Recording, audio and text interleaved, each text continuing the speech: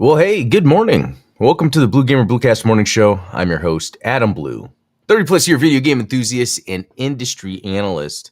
Today's April 15th, 2025, and I'll go through the latest gaming news, what I've been playing, etc. And it's interesting. The camera should not be shaking with the desk. I bet it's touching something. Let me, I don't know. I need to make it where I can have a nice permanent camera thing, but it's it's on a neck and I move it around, whatever. That's not this show. Hey, Ultronomous, good morning, good to see you. It's very interesting too because there's this other YouTuber, Robert Meyer Burnett, that I love to watch. He's in movie stuff, but he's behind the scenes. He's worked on big productions, but yeah, I guess, yeah. So he's worked on big productions, small. He does his own stuff. It's very interesting. But I remember when he first started his YouTube channel, it was in 2018. And he just had a video that came out because he still goes live every day, but he does it when he's in California and he does it late at night. Nearly, I think, midnight his time. So I don't get to tune in anyway. I was watching a little this morning. And it was interesting him talking about his history, just different aspects. And I feel like that could be something I should do for the Blue Gamer channel, is almost have a video to kind of explain how I got here in terms of what kind of got me into games, because a lot of doing this daily morning show is me blogging or journaling and is me doing what I want to do, and that's talk about video games. But I wish I could go back to the late 80s through the 2000s. I would say early 2000s, just to see what I was playing, how I respond. I do have some blog stuff from late 90s, early 2000s, but anyway, I just think of all, and so when I look at my exophase and I could see these older games I'm playing, I love looking at this. I love seeing it as it's a history. I have this compendium of experiences that I've had, whether they're sci-fi, fantasy, whatever. I don't know. I love this aspect. And so that's kind of helping me kind of figure out what to do with the channel. I like this aspect, but other videos I have, maybe I should be super selfish and make it about me and make it about, here's my video game journey. I don't know. Anyway, we're going to think about that for a little while. That could be fun in a way. Every stream, the camera has a new position. Only long-term viewers will notice. Yeah, I know, because it's always slightly, because I have it on a arm, and in Autonomous, I'm sure you know the videos on Gundam Explained where I do the action figure reviews. This camera is then moved and tilted down, and then I'm moving it back. That's why I want to get two cameras and have a permanent fixture for one, but they're expensive. I've had this camera for 10 years. I think I paid $800 or $900 when I got it. It served me well. It's not even the best or the highest end. Okay. So I guess we'll get into a little bit of what I was playing. It's not too much. Gradius 5, I'm playing that again on emulator. What I did actually this time was, remember, I don't know how much I've talked about it. I've stopped doing it, but with the emulation handhelds, the emulator on PC, I was using this app called SyncThing to sync all my saves across them. SyncThing just fails. Should I word it as it fails, or you can't rely it on syncing saved data across, for that sort of specific thing, right? So I really want to come up with another way to sync cloud saves along emulators. I think RetroArch's going to add that, but not the individual emulators like PCSX2 or something. Anyway, I got the little handheld I made where I got, this pretty cool tablet. I modified these sticks or the grips to work on this. I've been playing Gradius 5 this way, and I like it. I like having it in a handheld position where I'm really close. And although what I would prefer is the old school way where I had, a TV and then I was sitting on the floor, but on a recliner, not a recliner, the video chairs. I'm still trying to get that going again. Anyway, just playing Gradius 5 more because from what I understand, The game's hard as heck, but it's like I never did this originally, but I have to play for 17 hours to unlock the unlimited continues. That way I can actually see to the end of the game. I've never seen to the end of the game. I don't think so. It could be I did back on the PS2 when I played it, but when I was just playing it, and then it allows you to do the level select. Even if you do the level select, it won't let you then go to the next level. It stops at the furthest level you've gone through a straight play through. So it's really hard. So, but that's all I really did. There was that Rise of Rebellion demo I played yesterday. It was pretty cool, but that's it. There was a soccer game yesterday and working on a video. A lot going on. Okay, let's look at some news. So the Minecraft movie continues as it clears 550 million. So they're saying it's already going to beat like Sonic 3, maybe. Yeah, Sonic 3, and so I'm happy that this movie did well because, you know, I watched it and I feel like for a family film, this is the direction for family films. Maybe it has to do with generations or age or something, but just the tone, the humor. At no point did I feel offended, like it was talking either down to me or assuming I was a different. You know what I mean? Like, I feel like this was so well made for a Hollywood video game movie. Again, a Hollywood video game movie. This guy, this director, should be making a Marvel film because he was able to create a tone that worked. You know, considering Napoleon Dynamite, which is really like awkward, it kind of takes some of that tone, but that has more of the human element to add into the humor that happens in this Minecraft movie. And it didn't even have to be about Minecraft. Yeah, it didn't even have to be Minecraft. It just it just works. So that was crazy. Let's see. I mean, that doesn't surprise me. Minecraft is getting the fans, family, and especially memers to watch. Yeah, and so I don't know how much of that is because I remember when Minecraft came out. I want to say it was right before my youngest was born. I mean, my oldest. It was around that time, and I played it because it was a fun, interesting experiment. Over time, they added to it, and I think it's become its own little thing, which is cool. But I feel like it's still in the realm of like Lego, right? Because the basis is you're creating your own experiences. And I think what then people are seeing with Minecraft when they see this movie is other people having experiences in Minecraft. You know, it's not like this is the Minecraft lore and this is what happens. That's weird. You know, it was weird. I was sitting outside yesterday and this tiny little bug was like on my arm and I felt it and I was like, oh. And now there's like all these bites. Whatever.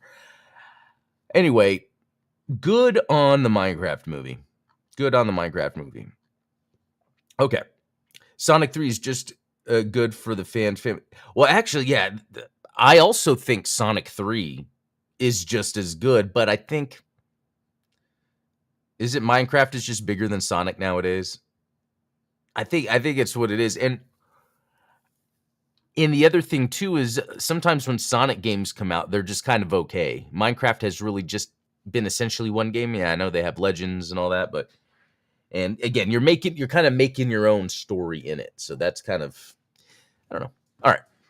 Okay, Ubisoft releases open source tool to help devs tailor games for colorblind players. So here's another good guy Ubisoft article. I wanted to throw this out there. I know everyone likes to talk bad about Ubisoft, but they're creating an open source colorblind tool for developers. So that's a good thing. I guess that's all I had with that. Okay, PS6 Portable can definitely run PS5 games, leaker clarifies. So, you know, I don't know what to take about all this because a lot of these, again, are leaks. But I don't... So a couple weird things is can definitely run PS5 games, but does that mean natively, right? And I think that's what they're trying to get at. But I almost see we're getting to a point where base PS5, if a handheld comes out in the future, or a year or two, I would think you would be able to do that to a degree. Because it's just getting to that. Like, it's funny with the Switch 2. I don't know if we're going to talk about that today. I don't know if I have news about it, but what's interesting about the Switch 2 news is apparently it's way more powerful than people thought, but I think it's because Digital Foundry downplayed how powerful it was. I remember when the leaks were first coming out and they were talking about what they were doing to get it to run, and well, like a PS4, I'm like, well, this is great. This is going to run really well. And then when, Digital Foundry did their analysis, it came away like it's not going to be that great. Or I shouldn't say that. It's not going to be as powerful as we think. And I was like, I'm surprised that that's the case. I'm also surprised that, well, am I? I guess what I'm trying to say is I really took Digital Foundry at their word. And because I normally do, and they're normally on point, but they were off on this one. And it's very interesting because I think this just goes down to, at the end of the day, they don't even have the hardware on them. Yeah, sure, they can speculate based on what's around. But a lot of us nowadays, because we have access to the internet, we can have as much information as the guys at Digital Foundry and come up, and again, I guess this goes back to people will say something on the internet that you can grab onto that and then talk about it all the time, I guess I don't have much more to say other than I believe then that a PS6 portable would be as powerful as they're saying. Also, would it make sense that the PS5, Sony has a separate portable? No, I think it makes more sense that their portable is called like a PS6 or something. Do what Nintendo's doing and what Microsoft's working on. You need that portable, but then make it where it can display on a TV. So, is it me, or does the PS5 portable leak sound perfectly timed to try and snipe the Switch 2? So that is interesting. So would that be a way, because the Switch 2 is not out yet, it helps drum up enthusiasm for the PlayStation Portable, because then people aren't distracted by using the actual Switch 2. So that's interesting. If this is real, it better be called the PSP2. Well, I think what they're getting at here is and I think this is the smart play, is you don't make the portable a separate SKU, or I mean, I guess it is sales why, but when it comes to development, like right now for the Switch, their 3DS and Switch teams are now one. It was separate, they're now one. Sony talked about with the Vita, the hardest thing was having separate teams, and so I think that is the mistake when you're going out making a portable. It's like if you're making a completely different device that requires different development in different teams, you're almost competing with yourself. So I think this is what they're going to do. The Switch 2 is a portable that docks. The next PlayStation is going to be a portable that docks. The next Xbox is going to be a portable that docks until everything is just streamed. Yeah, I don't know. Okay. Nintendo is losing their identity. Shuhei Yoshida says Switch 2's focus on power is what other companies would do. So I don't want to take what he's saying out of context, but like Shuhei Yoshida had been with PlayStation for a long time, very reputable name, but more and more comes out that a lot of the things that I was disappointed about PlayStation in the past was like diminishing, like, 2D games, non-3D games, their choice of where to go with games. I find a lot that Shuhei Yoshida was behind that, and that's fine. That was his decision. I guess if I was to make a dream team of behind the scenes executives, I would not have Shuhei Yoshida on there.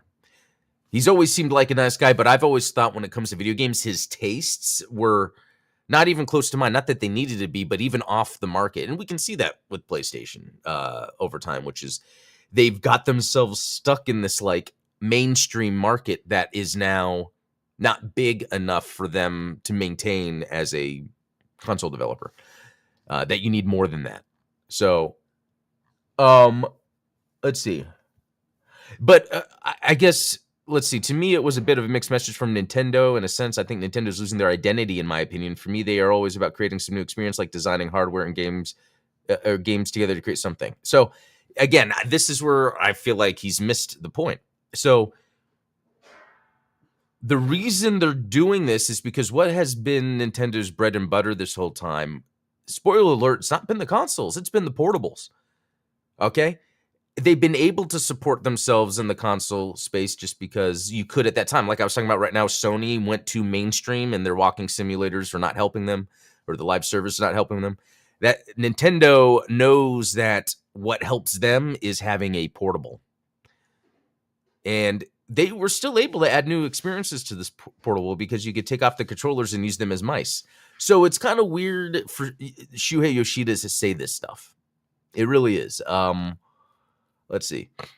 Yoshida added that while the idea of a Switch with more powerful, is undeniably a good thing because it enables certain third-party series to arrive on Nintendo, he feels this is less of an enticing prospect for players who have multiple consoles and have already played those games. That is true, but we're talking about the future. So as new third-party games come out, they're now going to be on the Switch 2. So someone can be like, okay, the Switch 2 is going to be my main system now, Very weird. I love to listen to execs, that have worked in the industry for a while, and sometimes you hear their takes, and it sounds like anyone like in my company that I work for, another company, we're in that role, and so we're seen as the expert, and so people might listen to us, but what are we saying? What's actually in now? So again, he's getting a lot of play because he's going on all these podcasts, but all right. Marvel vs. Capcom Fighting Collection, Arcade Classics. Yeah, and again, I hate to go back on this, but there really was a time when the PS2 came out and Sony killed a lot of 2D style games that were supposed to be in development. I need to get that list of developers that canceled, changed, or shifted their games, but it's something Sony did, and I'll always remember that. Just kind of like they did, and this is the same time frame they did with the Dreamcast. They told retailers that are carrying Sony products, you have to carry PlayStation products if you're carrying Sony products, and you can't carry Sega products if you're carrying PlayStation products because you have Sony. You know what I mean? Like those entertainment stores that wouldn't be video games, they'd be movies, and they had to carry. Anyway, I still remember that stuff. Dreamcast was my favorite console. Okay. Okay, so Marvel vs. Capcom collection, speaking of, because that's Capcom, was it Marvel vs. Capcom was on Dreamcast? Oh man. Okay, so April 16th it will have an update, and I know the number 2 is coming out, right? The Marvel vs. Capcom Fighting Collection 2. Curious what this adds. I guess add which version to play. Okay, it's not too big of a resolution option. I guess that could be a big deal. Offline versus, you would think that would be there. Wow. Did they not have an offline versus? Okay, menu button settings. Okay, game reset. That makes sense. New artwork, bonus tracks. So that's cool that they have this stuff going on, but I'm surprised that they just added it. At least they added it, though. It could have been where players were like, why there's no offline versus? I'm amazed offline versus is title update, not base. Yeah, I know. It's crazy. And how much is this? Well, it seems $39.99. It's that's the thing. I want to get it, but I already own most of these. I already own most of these. But they have achievements. No, I can do that. Okay, and this last news article before I get into some gameplay, Star Wars Zero Company.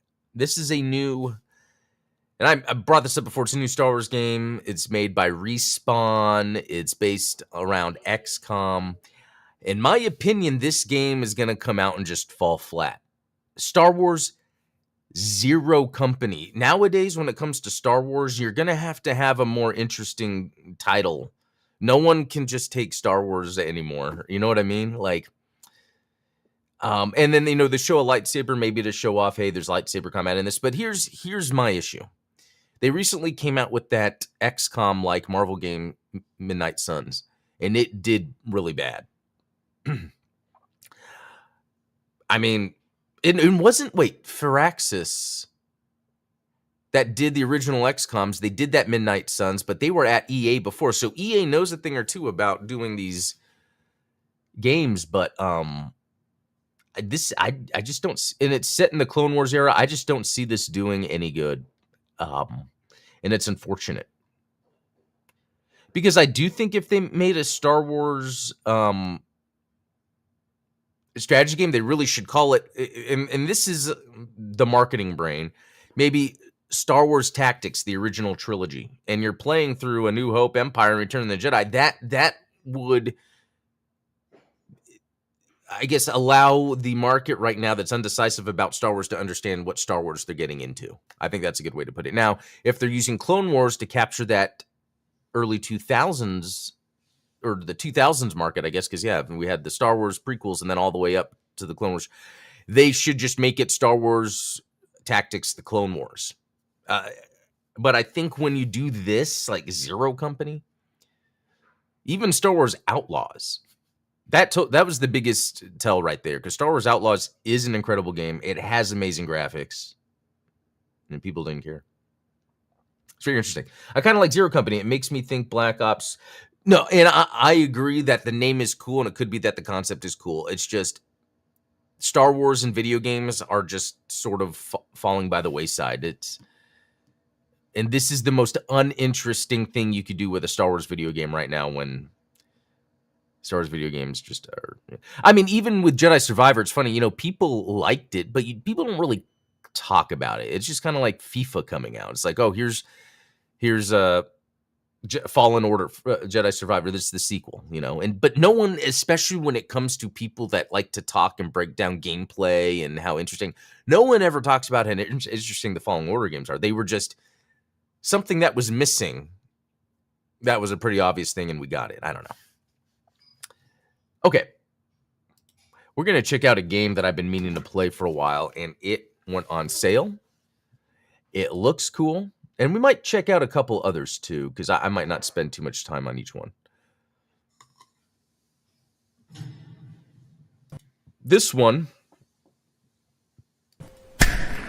and I don't know if I can full screen it. Lost Ruins. Let's go to settings and see if it lets me.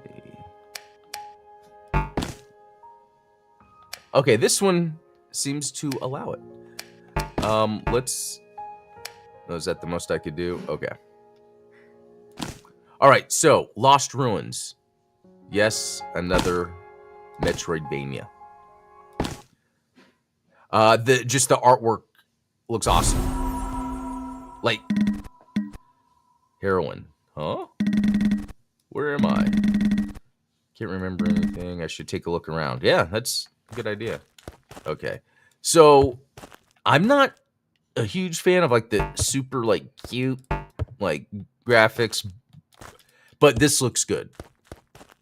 Like, just thinking of Metroidvania, there's a lot of little things happening already that are in line with what I want from a Metroidvania.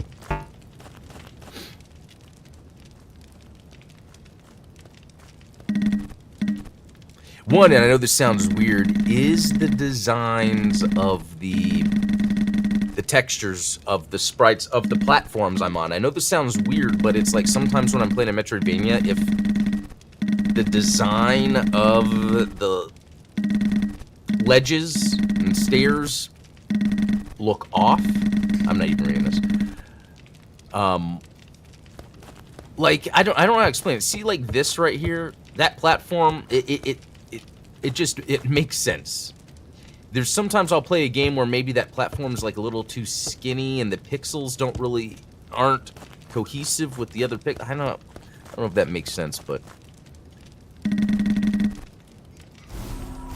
okay. And the other thing is seeing the black at the bottom and the top. That really helps with your eyes to focus on what the game wants you to focus on, and it's not busy. I like it when it does this. Okay, here's a portal. There's the fast travel, so we're seeing the what this game does. Here's a switch. I'm just gonna press it. Oh, it opens again.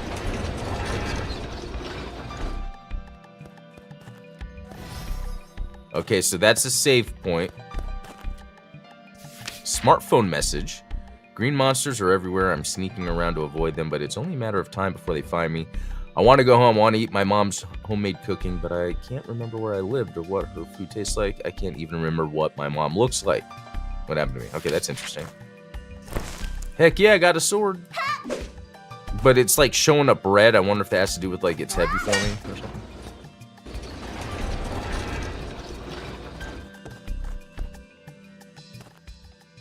Okay, we got a goblin. That was cool.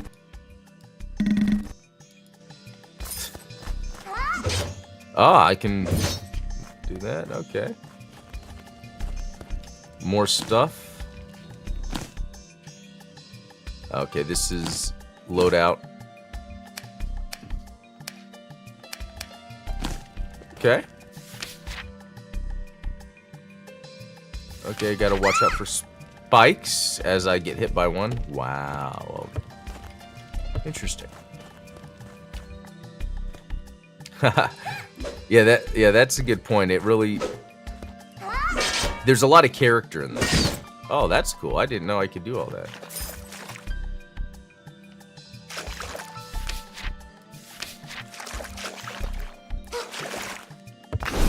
Oh, that roll is funny. Ah, not that. Oh, not that. What the? Holy.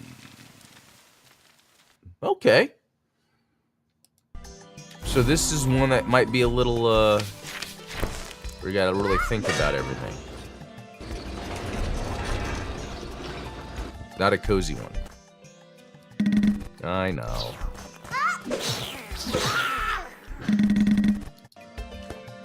Oh, that time I got toilet paper. Okay.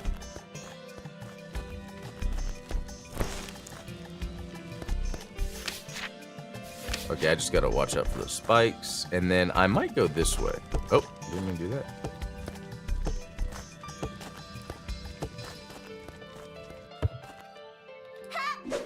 Oh, broccoli. Bread. I want to make sure that wasn't anything on the plate now. Okay.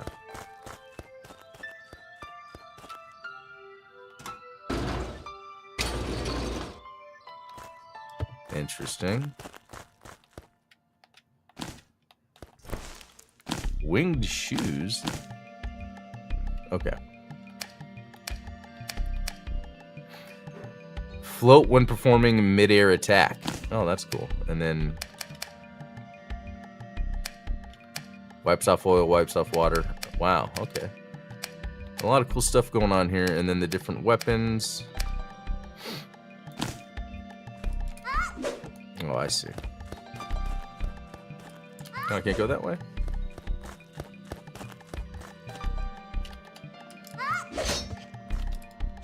Oh, this stuff. Oh, that's cool. Alright, so I guess nowhere to go there.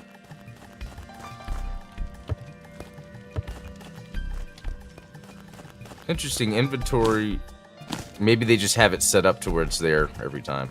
Anyway, I'm just going over here to save my game. If it does. Nope. So I have to find a new spot to save every time.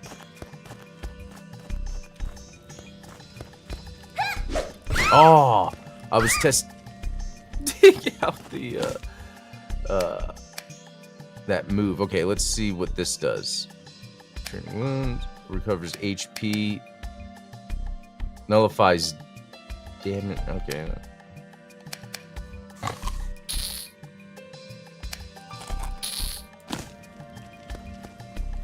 How does that work? Interesting. Okay, this whole thing. Oh my god. Okay, is this gonna be this kind of game? I think so.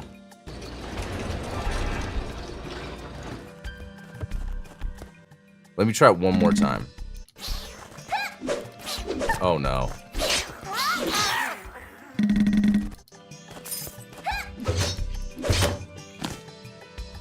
And yeah, none of the, so I get none of this. Oh, dynamite this time. Okay, let's see what I can do about getting past this part.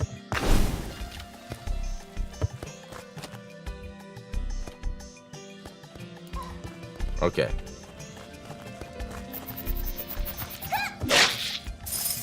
Not sure what got me last time, but...